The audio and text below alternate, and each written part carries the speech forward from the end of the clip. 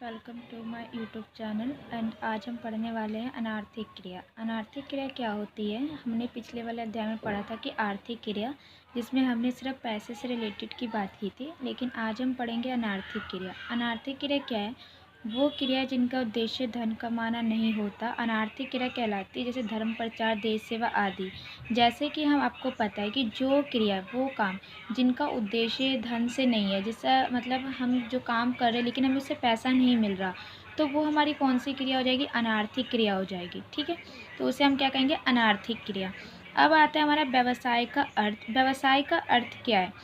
संकुचित अर्थ में व्यवसाय का आशय वस्तुओं के क्रय विक्रय से है, क्रय विक्रय से ही लगाया जाता है। अगर हम छोटे लेवल पे बात करें, ठीक है, छोटे लेवल पे बात करते हैं, तो व्यवसाय का मतलब क्या होता है? जो भी वस्तु या सामान है, हमें उसको क्या करना है? खरीदना है और बेचना है। ठीक है, लेकिन अगर हम बड़े अर्थ में बात करें तो व्यवसाय उन सभी क्रियाओं का योग है जो वस्तु व सेवाओं के उत्पादन से लेकर उनको अंतिम उपभोक्ता तक पहुंचाने में की जाती है। ठीक है, लेकिन अगर हम बड़े लेवल पे बात करें तो व्यवसाय का मतलब क्या होता है कि वो सारी क्रिया, वो सारे काम जो हम वस्तु और सेवाओं का उत्पादन से लेकर, मतलब हम उसका क्या करें? वस्तु और सेवाओं का क्या करें? हम पहले उसका प्रोडक्शन कर रहे हैं, प्रोडक्शन करने के बाद हम उनको क्या कर रहे हैं? कस्टमर तक पहुंचा रहे हैं। ठीक है, यहाँ पर सेवाओं से अभिप्राय उन क्रियाओं से जो वस्तु के उत्पादन स्थान से उपभोग स्थान पर पहुँचाने के लिए की जाती है। जैसे सेवाओं, अगर पता है कि हम कस्टमर को क्या कहते हैं? सेवाएं प्रोवाइड करते हैं, या हम कोई भी वस्तु या उसका उत्पादन कर रहे हैं तो हमें उसमें सेवाओं की बहुत ज़रूरत होती है। जैसे कि अगर कोई वस्तु हमने उत्पादन करवाई है तो हमें वो वस्तु चाहिए,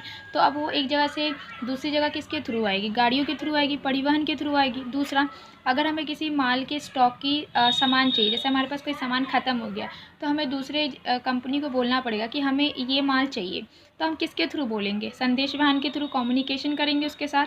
नेक्स्ट आता है बीमा। अगर हमारे पास माल ज़्यादा स्टॉक हो गया है तो हम क्या करेंगे? उस माल का स्टॉक का क्या करेंगे? हम बीमा इंश्योरेंस कराएंगे। अब आता है भंडारगृह। भंडारगृह क्या होता है कि हम क्या करते हैं कि जो भी हमारा सामान स्टॉक होता है, हम उसको क्या करते हैं? सबसे पहले स्टॉक वेयर हाउसिंग में जाके उसको क्या करते हैं? रख देते हैं। क्यों? क्योंकि अगर हमने पूरे साल का सामान खरीदा है बिजनेस के लिए, तो हम आधा सामान क्या करते हैं? उसको भंडारगृह में रख देते हैं। ठीक है, और आता है नेक्स्ट बैंकिंग। अब जो भी बिज़नेस वगैरह करते हैं उसमें आधा से आधा अमाउंट जो क्या होता है बिज़नेस में लगाते हैं, आधा अमाउंट क्या करते हैं? वो डिपॉजिट करते हैं बैंक में, ताकि इन फ्यूचर बिज़नेस को लॉस या कुछ भी हो जाता है तो बैंकिंग जो होती है उसकी मदद कर सकती है।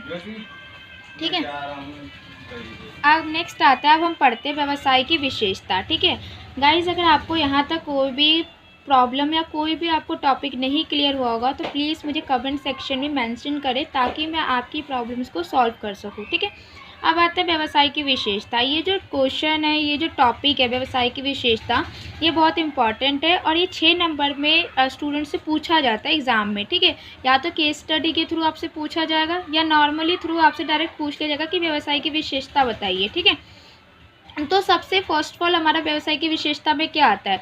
आपने सबसे पहले यही जान लिया कि व्यवसाय एक कौन सी क्रिया है? आर्थिक क्रिया है। ठीक है, अब आर्थिक क्रिया में हमने ये जाना है कि व्यवसाय के अंतर्गत केवल आर्थिक क्रियाओं को ही शामिल किया जाता है। ठीक है, व्यवसाय में सिर्फ किसको शामिल करेंगे? आर्थिक क्रिया। आर्थिक क्रिया क्या होती है? जिसका उद्देश्य सिर्फ किससे रिलेटेड है? धन कमाने से। ठीक है, आर्थिक क्रियाओं का तात्पर्य माल व सेवाओं के आदान प्रदान द्वारा धन प्राप्ति से। अब आर्थिक क्रियाओं का मतलब क्या होता है कि जो भी हम माल, जो भी सेवाएं हमें हमारे पास है, ठीक है, उसका हम क्या करें? आदान प्रदान करें, मतलब एक जगह से दूसरी जगह लाना ले जाना करें, और उसके थ्रू हम क्या करें? धन को अर्जित करें। अतः किसी क्रिया को व्यवसाय मानने के लिए आवश्यक है कि वो किसी व्यक्ति द्वारा की गई आर्थिक क्रिया हो। ठीक है, अगर मैं बोलूँ कि मैं ये जो है मेरी आर्थिक क्रिया, लेकिन आर्थिक क्रिया कब होगी? वो कब होगी किसी क्रिया को व्यवसाय मानने के लिए? अगर मैं बोलूँ कि ये बिज़नेस जो है मेरी आर्थिक क्रिया है। ठीक है, अब 2 टाइप की आर्थिक क्रिया होगी। कैसे? एक तो पहली बात कि मैं बार बार काम कर रही हूँ बिज़नेस में, बार बार लेन देन कर रही हूँ, सामान को खरीद रही हूँ, बेच रही हूँ, तो वो मेरी क्या है? उससे मेरा इनकम अर्जित हो रहा है, तो वो मेरी व्यवसाय कहलाएगी। लेकिन फर्स्ट ऑफ ऑल अगर आप ये करते हो कि आपने आज सामान खरीदा और आपने उसी टाइम बेच दिया, लेकिन आपने वो कंटिन्यू नहीं किया, सपोज़ आपने दोबारा नहीं खरीदा ना दोबारा बेचा, तो वो आपका व्यवसाय नहीं कहलाएगा। ठीक है, जैसे एक दुकानदार द्वारा वस्तु का क्रय विक्रय करना, तो इसमें कोई भी दुकानदार, कोई भी आप मॉल वगैरह कहीं भी जाते हैं तो वहाँ पे देखते हो जो सामान वगैरह जो बिकता रहता है वो कंटिन्यूसली होता है, वो जो परचेज और सेलिंग जो होती है वो बार बार होती है, कंटिन्यूसली होती है, तो उसे हम क्या कहेंगे कि दैट इज बिजनेस। ठीक है, ये हमारी क्या है, एक बिजनेस है। इसी चीज़ को हम क्या कहते हैं, आर्थिक क्रिया। क्यों? क्योंकि उससे उनको इनकम मिल रही है। ओके, नेक्स्ट हमारा जो टॉपिक आता है वो है वस्तु एवं सेवाओं का हस्तांतरण, जिसका सेकंड पॉइंट है हमारा व्यवसाय की विशेषता का। अब इसमें क्या करें, वस्तु एवं सेवाओं का हस्तांतरण से मतलब क्या है?